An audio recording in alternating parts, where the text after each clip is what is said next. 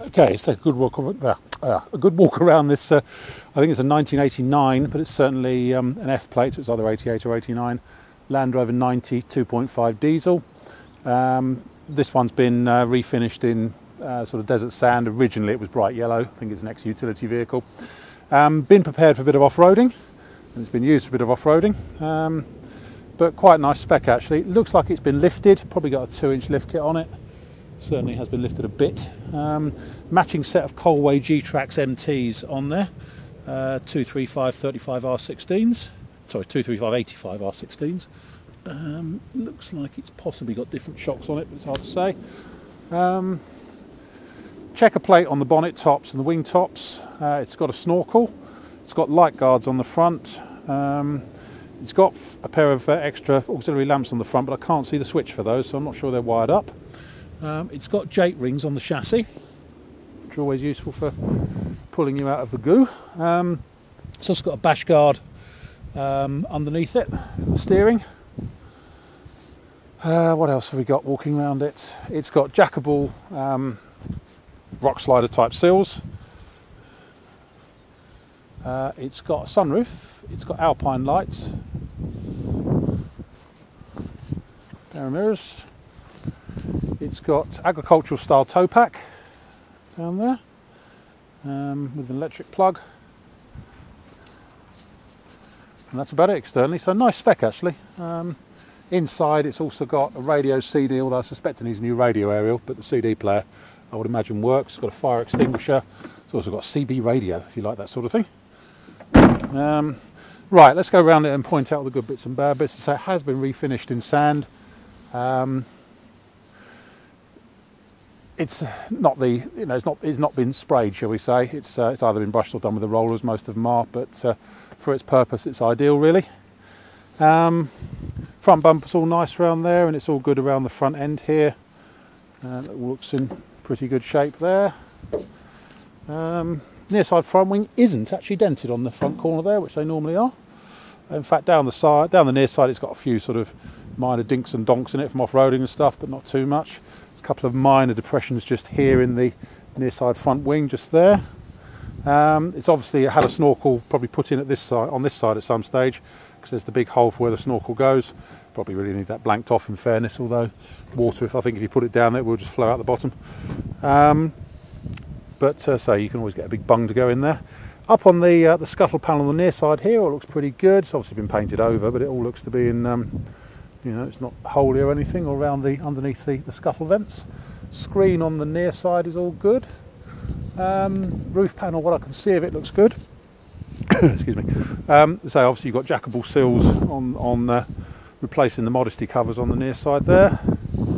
Near side door, electrolytic reaction up here, but hey, it's an older off-roader type Land Rover. Inside here, it's all very straightforward. The middle seat is a cloth one, obviously from another vehicle. Presumably it started life as a 2-seater. It's been converted to three bench seats, well, 3 individual seats in the front. But the driver's and passenger seat are surprisingly good. They're not ripped or torn or anything, which is most unusual. Certainly the passenger one isn't. We'll look at the driver's one as a bit more detail later. Obviously yellow inside, because it originally was all yellow, but just hose it out inside there. Let's see what the doors are like. The passenger door rather, you can't unlock it from the inside. I haven't tried the lock on the outside of it at all, but certainly you can open it. But lock, hard to say really, I haven't bothered trying that. If it's important, let me know. Bottom of the door frame on the passenger door is a bit holey. I'm sticking my hands through into it a little bit. So the bottom of the frame has seen better days, certainly along there. Ow, in danger of cutting my fingers actually. Along the bottom edge, but the side edges aren't too bad. No, they're alright, but you can see there, yeah, the bottom of the frame on the passenger door has gone. But on the outside, it's alright. Near side rear wing is okay. It's obviously had a bit of filler put in on the top trim here, where they always rust on the corner, on the edge bit. Hasn't been particularly well finished off, but it is in there, and a bit sort of rust poking through on the top trim. But otherwise the sides are in good shape. Going around the tail ends, a bit of sort of surface rust on the trim on the side here. but that's okay all round there. It's got a rear work light, but once again I'm not sure where the switch is for that.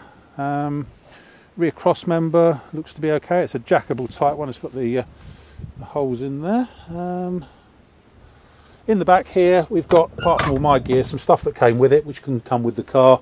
There's some brake pads and stuff, and some belts and part of a towing bracket there. It's also got a rear bench seat here for 2 people. It's all been checker plated in the back here, and a big high lift jack which is bolted in as well, and that's the CB radio up there. So it's got, ignore this is all my crap that won't come with it. But yeah, you've got your 2 rear seats in there too. Checker plate on the tailgate. Tailgate, let's have a look and see what the bottom edge of that is like. Apart from in the near side corner just there where it's gone through, it's actually not in bad shape, the tailgate. Certainly externally not too bad. Looking down the offside, there's a couple of dents in the barrel side on the offside rear wing and the driver's door, and it's a little bit dented just there on the offside rear wing. Once again, the tub top trim has been, someone's sort of put a bit of filler in there to hide the rusty bit on the join. Not particularly well, could probably do with just a touch of paint over that really. But offside rear wing's got a little bit of reaction down here, but otherwise not too bad. And so there's a dent in the barrel side just there, hasn't broken the paint. Another one in the driver's door just there, just on the barrel side. Carrying on round, some electrolytic reaction on the bottom of the driver's door just along there. We'll come back and look at the frame in a minute. Up here on the scuttle, it's all right down the sides here, but it's just starting to bubble slightly just behind the snorkel here, but it's not gone through, it's just bubbling a little bit up there.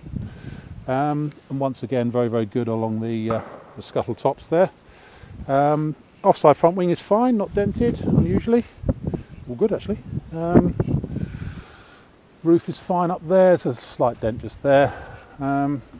Inside on the driver's side, once again, driver's seat's fantastic actually. You don't see them as good as this anymore. Not ripped or torn at all. Dash itself is all nice and all there. The stereo's in the right place. It's all good. Driver's door. Once again, the driver's door frame at the bottom is shot really, but the skins on the outside are fine, and up the sides, around the hinges, are all still pretty strong. It's just the bottom of them that isn't too clever if you're really that bothered. All looks pretty sturdy and strong in there. That's about it really. My name's Simon. You can reach me on 0771 906 9353, or in the office on 0118 946 3352, or you can go to our website, which is www.motodrome.co.uk. End.